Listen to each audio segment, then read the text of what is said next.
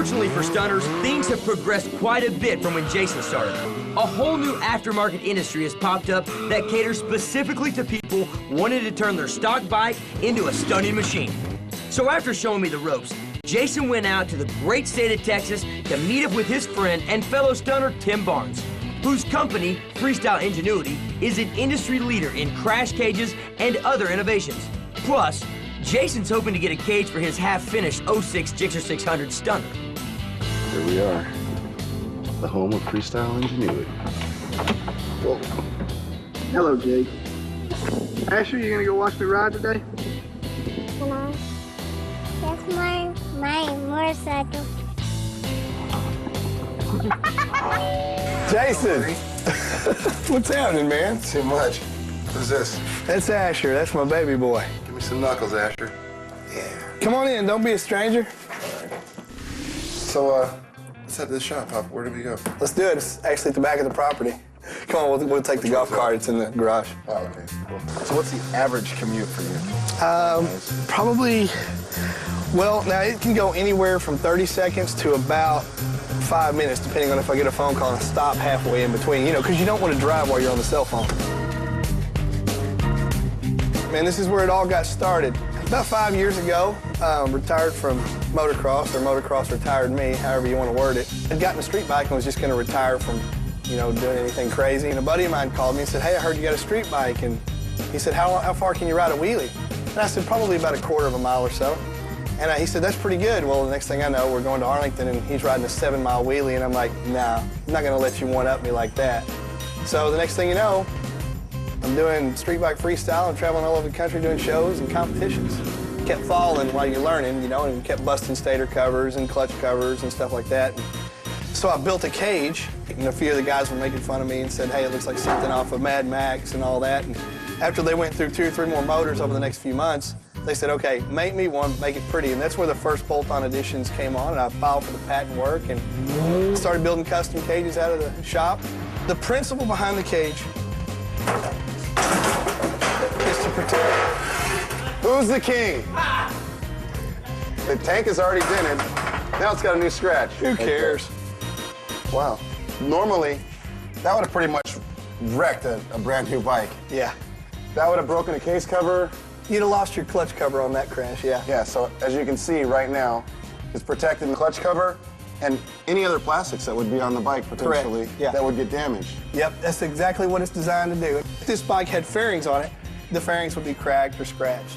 So that right there, just a lower fairing and a clutch cover, that cost you around $800 probably. Yeah, if you did the work, I mean. People are finally starting to realize that it's not just for the stunner community. How many of us have just pulled up to a red light and slipped on gravel and fallen over? I don't care. If you own a bike, you're gonna fall at one point or another. You might as well protect the investment. You wanna see the stunt bike? Of course. Come on, I'll show you. Of course, again, we've got the Freestyle Ingenuity bar risers, the cage, the FI12 bar. Out of curiosity, why do you ride a street bike with dirt bars on it and no fairing? I came off motocross for years, so this is like the most comfortable thing to me. It closes the doors to a few tricks, but it also opens up doors for other ones. Like examples, what is it? Jumping through 50-50. You know, if you've got the fairing and the low clip-ons, it's kind of hard to just jump through the handlebars to spreaders and stuff like that. You want to see me do the work? Yeah, of course. Man, I got all these guys here. You want to see me do the work? We can do it. We'll put a cage on for you. I heard we. No, I said you. No, but you're going to hand me the tools, right? Of course. Okay, then let's do this. At Freestyle Ingenuity, Tim's bread and butter is the crash cage, a bolt-on steel frame that protects the various components of the bike if it ends up on its side. Now let's get a look at how Tim and his team create these components. Basically, a jig represents the motorcycle. I make all the jigs, and of course we make it out of like 1/2-inch plate steel, and so nothing can't move. We drill the holes where the holes go through the telescoping pieces. These are locators for the tabs on the side of the motorcycle. These pieces of tubing are actually bent on CNC machines. And when they come back here, we fit them in here. We actually weld these on, and we check fit to 100% that everything's going to be going out the door, and we know it's going to fit and not have a problem. In the case of the cage, if it takes a shot here, you've got your side strut that's also coming down and connecting to the tubing, right? And it goes through the swing arm bone. So those are also helping stabilize the slider. It's all about absorbing, transferring, and just trying to get rid of the energy that it's taking so that the bike is okay. One of the great things about the cages is that they can be mounted on a bike by anyone with a few basic tools and a couple of brain cells. You want to see me do the work? Yeah, of course. Man, I got all these guys here. You want to see me do the work? We can do it. We'll put a cage on for you. Oh, I heard we. No, I said you. No, but you're going to hand me the tools, right? Okay, then let's do this. First, the extended frame sliders are bolted to the engine mount. That's not it. This one is. I mean, usually I'm halfway done by now. I understand. I'm not as good as you. Actually, I probably don't crash as much as you, so I don't have to swap them out as much. Really? I'm 2 steps ahead and you're 2 steps back. Jeez. Then, the cage loop is inserted inside telescoping tubes on the sliders. The all-thread rod is installed through the swing arm bolt. Come on through. To myself. Finally, the side struts are attached. Now that you got it all bolted together, we can start tightening stuff up.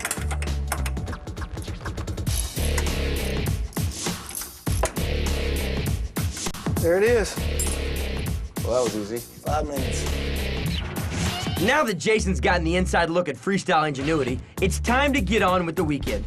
Of course, there will be stunting aplenty, but first, something a little different. So I'm gonna go do some practicing. I'm glad you're here because you're gonna get to go with me. And also, I'm gonna show you one of my stress relievers. I'm gonna take you up in an airplane. We're gonna do some stunts in an airplane. And boy, is he gonna hate the feeling. Hopefully I can hold my cookies down. We're gonna see. We're gonna do everything that we can to make sure that you hold your cookies down because I'll puke if you do.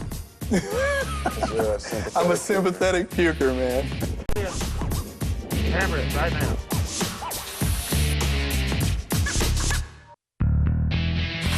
Going to a place called Four Winds Aviation in McKinney, Texas, Aero Country.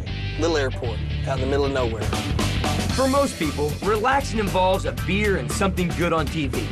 For a professional stunner like Tim Barnes, relaxing involves a stunt plane and about 5 Gs. Jason is going along for the ride, and hopefully I don't end up the sole host of this show. And there she is. Isn't she pretty? Nice. I love her. Is the stunt riding and the drag racing, is that not enough? I mean, you got to get in these aerobatic planes and risk your life in another aspect? You know how like when we're riding and you've had a really stressful week, and when you're on the bike, there's really nothing else that you're thinking about? This is kind of the same thing because riding, even though it's still fun, has kind of become work, you know, in a way. And this isn't work. It's the only thing that I've ever found that's the equivalent as far as an adrenaline fix is to motocross. I know it's got 180 horsepower and weighs 18. Well, you know, I'm gonna have to put this into motorcycle terms so that me and you and everybody will understand it, but it's the equivalent of jumping off an F4i onto an 06 Gexter 1000. I gotta have my fix, man. I'm getting used to everything